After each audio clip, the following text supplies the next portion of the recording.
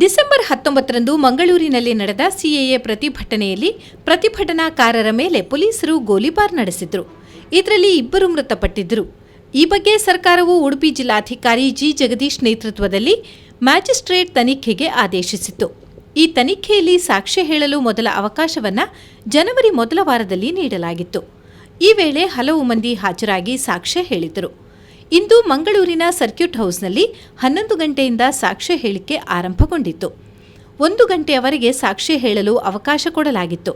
ಇಂದು ಕೂಡ ಹಲವಾರು ಮಂದಿ ಮ್ಯಾಜಿಸ್ಟ್ರೇಟ್ ಎದುರು ಹಾಜರಾಗಿದ್ದರು. ಮಧ್ಯಾಹ್ನ 1 ಗಂಟೆಯ ಬಳಿಕವೂ ಇನ್ನೂ 8 ಮಂದಿ ಸಾಕ್ಷ್ಯ ಹೇಳಿಕೆಗೆ ಬಾಕಿ ಇದ್ದ ಕಾರಣದಿಂದ ಮತ್ತೆ ಫೆಬ್ರವರಿ 13ರಂದು ಸಾಕ್ಷ್ಯ ಹೇಳಿಕೆಗೆ ದಿನ ನಿಗದಿಪಡಿಸಲಾಗಿದೆ. ಈ ಬಗ್ಗೆ ವಿವರ ನೀಡಿದ ಮ್ಯಾಜಿಸ್ಟ್ರೇಟ್, ಮಂಗಳೂರು ಗೋಲಿಬಾರಿಗೆ ಸಂಬಂಧಿಸಿದಂತೆ ಸಾರ್ವಜನಿಕ ಪ್ರಕಟಣೆ ನೀಡಲಾಗಿತ್ತು ಮತ್ತು ಸಾರ್ವಜನಿಕ ವಿಚಾರಣೆ ನಡೆಸಲಾಗಿದೆ. ಇಂದು 75 ಜನ ಬಂದು ಸಾಕ್ಷ್ಯ ಹೇಳಿದ್ದಾರೆ. ಬಾಕಿ ಉಳಿದವರಿಗಾಗಿ ಫೆಬ್ರವರಿ 13ರಂದು ಹಾಜರಾಗುವಂತೆ ತಿಳಿಸಲಾಗಿದೆ. ಇದುವರೆಗೆ ಒಟ್ಟು 201 ಮಂದಿ ಬಂದು ಸಾಕ್ಷ್ಯ ಹೇಳಿದ್ದಾರೆ ಎಂದರು. ಪೊಲೀಸ್ ಕಡೆಯಿಂದ ಸಾಕ್ಷ್ಯ ಇನ್ನಷ್ಟೇ ನಡೆಯಬೇಕಾಗಿದೆ. ಸಾರ್ವಜನಿಕರು ಘಟನೆಗೆ ಸಂಬಂಧಿಸಿದಂತೆ ವಿಡಿಯೋಗಳಿದ್ದರೆ ಫೆಬ್ರವರಿ 13ರಂದು ಹಾಜರಾಗಿ ಸಲ್ಲಿಸಬಹುದು. ಪೊಲೀಸ್ ಕಮಿಷನರ್ ಅವರಿಗೂ ತಿಳುವಳಿಕಾ ಪತ್ರ ನೀಡಲಾಗಿದ್ದು, ಅದರಲ್ಲಿ ವಿಡಿಯೋಗಳಿದ್ದರೆ ಸಾಕ್ಷ್ಯವನ್ನ ಹಾಜರುಪಡಿಸುವಂತೆ ತಿಳಿಸಲಾಗಿದೆ ಎಂದರು. ಇವತ್ತು ಸಾರ್ವಜನಿಕ ಪ್ರಕಟಣೆ ಕೊಟ್ಟು ಪಬ್ಲಿಕ್ ಹಿಯರಿಂಗ್ ಅನ್ನು ಇವತ್ತು ಕಂಪ್ಲೀಟ್ ಮಾಡಬೇಕು ಅಂತ ನಾವು ಸೂಚನೆ ಕೊಟ್ಟಿದ್ದೀವಿ. ಹಾಗಾಗಿ ಸಾರ್ವಜನಿಕರು ಸುಮಾರು 75 ಜನ ಸಾರ್ವಜನಿಕರು ಬಂದು ಇವತ್ತು ತಮ್ಮ ಸಾಕ್ಷ್ಯವನ್ನು ಹೇಳಿದ್ದಾರೆ. ಅದೇ ರೀತಿ ಇನ್ನೂ 8 ಜನ ಸಾಕ್ಷ್ಯ ಹೇಳಲಿಕ್ಕೆ ಬಂದಿದ್ದರು. ಹಾಗಾಗಿ ಅವರಿಗೆ 13ನೇ ತಾರೀಕು 11 ಗಂಟೆಗೆ ಬಂದು ಸಾಕ್ಷ್ಯವನ್ನು ಹೇಳಬೇಕಂತ ಸೂಚನೆಯನ್ನು ಕೊಟ್ಟಿದ್ದರು. ಇದುವರೆಗೂ ಒಟ್ಟು 201 ಜನ ಸಾಕ್ಷ್ಯವನ್ನು ಹೇಳಿದ್ದಾರೆ. ಅದೇ ರೀತಿ ಪೊಲೀಸ್ ಕಡೆಯಿಂದ ಸಾಕ್ಷಿ ವಿಚಾರಣೆ ನಡೀಬೇಕಾಗಿದೆ. ಅವರಿಗೆ ಮುಂದಿನ ದಿನಾಂಕವನ್ನು ನಿಗದಿಪಡಿಸ್ತಾ ಇದ್ದೀವಿ. ಬಹಳ ಮುಖ್ಯವಾಗಿ ಹೈಕೋರ್ಟ್ ಸೂಚನೆ ಪ್ರಕಾರ ಇನ್ನೊಂದು ಪಬ್ಲಿಕ್ ನೋಟಿಸನ್ನು ಇವತ್ತು ಕೊಡ್ತಾ ಇದ್ದೀನಿ.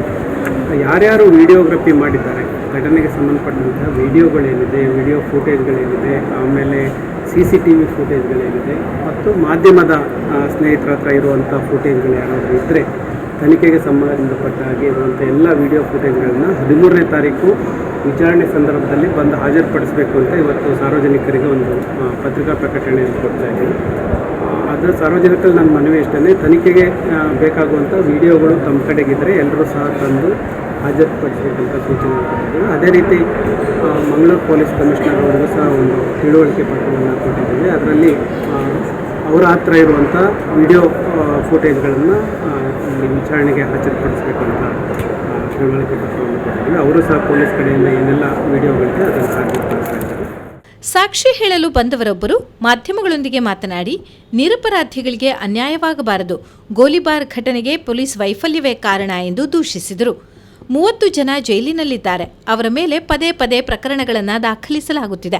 ಇವರಲ್ಲಿ 50% ಜನ ನಿರಪರಾಧಿಗಳು ಎಂದವರು ಹೇಳಿದರು. ನಂದು ಒಂದೇ ಉದ್ದೇಶ ಅಂದರೆ ಯಾರಾದ್ರಿಗೆ ನಿರಪರಾಧಿಗಳಿಗೆ ಅನ್ಯಾಯ ಆಗಬಾರ್ದು. ಈಗ ಈ ಗಲಾಟೆಯಲ್ಲಿ ನೋಡಿದಾದರೆ ನಾನು 100ಕ್ಕೆ 100 ಹೇಳ್ತೇನೆ, ಇದು ಪೊಲೀಸ್ ಫೈನಲ್. ಅದು ತಮ್ಮ ಮೀಡಿಯಾಗೆ ಸಹ ಗೊತ್ತು. ಯಾಕೆಂದರೆ 200 ಜನರನ್ನು ಇವರಿಗೆ ಅಲ್ಲಿ ಹ್ಯಾಂಡಲ್ ಮಾಡಲಿಕ್ಕೆ ಆಗಲಿಲ್ಲ. ಸೊ ಅದಕ್ಕಿಂತ ದೊಡ್ಡ ದುರಂತ ಇದೊಂದು ದೊಡ್ಡ ಒಂದು ಇಶ್ಯೂ ಆಗಲಿಕ್ಕೆ ಕಾರಣವಿಲ್ಲ. ಯಾಕೆ ಆಯ್ತಂತ, ಇದು ಎಲ್ಲಿ ಇದರಿಂದ ತಪ್ಪು ಬಂತಂತ ಇದರ ಬಗ್ಗೆ ನಾವು ಪತ್ರಕರ್ತರು ನಿಮಗೆ ಅದಕ್ಕಿಂತ ನಮಗಿಂತ ಜಾಸ್ತಿಯಾಗಿ ತಮಗೆ ಗೊತ್ತಿದೆ. ಸೊ ನಾನು ಇಷ್ಟೇ ಹೇಳ್ತೇನೆ, ಯಾರು ಅಪರಾಧಿಗಳಿದ್ದರೆ ಅವರನ್ನು ಬಿಡಬೇಡಿ. ಯಾರು ಮಾಡಿದ್ದಾರೆ ನಿಮ್ಮ ಹತ್ರ ಎಲ್ಲ ವಿಡಿಯೋ ಉಂಟು, ಎಲ್ಲ ಉಂಟು. ಈಗ ತುಂಬ ಬೇಸರ ವಿಷಯ ಅಂದರೆ ಪದೇ ಪದೇ ಯಾರು ಜೈಲಲ್ಲಿದ್ದಾರೆ ಮತ್ತು ಸುಮಾರು 30 ಜನರಿದ್ದಾರೆ, ಅವರ ಮೇಲೆ ಪದೇ ಪದೇ ಕೇಸ್ ಆಗ್ತಾ ಇದ್ದಾರೆ. ಒಂದರಲ್ಲಿ ರಿಲೀಸ್ ಮಾಡುವಂಥ ಅವಕಾಶ ಕೊಡೋದಿಲ್ಲ.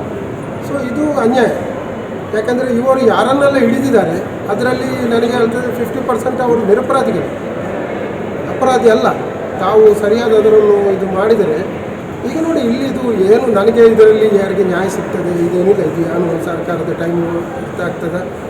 ಯಾಕಂದರೆ ನಾವು ಇಲ್ಲಿ ಬಂದದೇನೆಂದರೆ ಎಲ್ಲರಿಗೂ ನ್ಯಾಯ ಸಿಗ್ತದೆ.